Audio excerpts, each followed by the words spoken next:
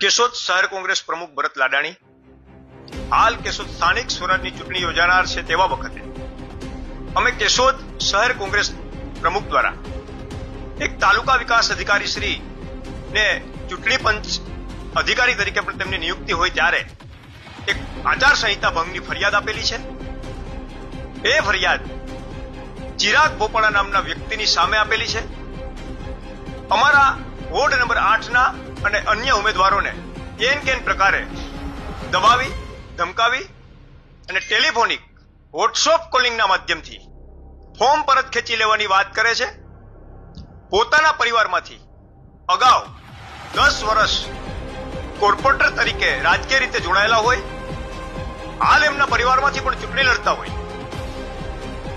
રાજકીય દબદબો બતાવી અને નાના માણસોને કોંગ્રેસના ઉમેદવારોને દબાવવાની વાત આ ચિરાગ બોપાણા દ્વારા કરવામાં આવે છે। આ ચિરાગ બોપાણા પોતે સેવાની વાત કરે છે કે હું લોક સેવા કરું છું। એમના વિસ્તારમાં સતત કાર્યાલય ખુલ્લી રાખીને લોક સેવાની જે મોટી મોટી વાત કરે છે એ મારે કેશોદના લોકોને કહેવું છે કે પોતે તાલુકા પંચાયતની કચેરીમાંથી પગાર મેળવે છે, પોતે ત્યાંનો કર્મચારી છે રેકર્ડ ઉપર, પણ ક્યારેય ફરજ ઉપર નથી।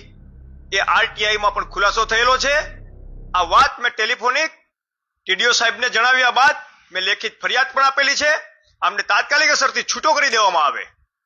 જો છૂટો નહીં કરવામાં આવે તો અમે આગળ કાનૂની કાર્યવાહી પણ કરશું અને જ્યાં સુધી જેટલો પગાર એમને મેળવો છે એમની વસૂલી કરવામાં આવે અને ભારતીય જનતા પાર્ટી ને જે ચાપલુસી કરવાની જે ભાઈ કામે લાગ્યા છે એ તાત્કાલિક અસરથી બંધ કરે।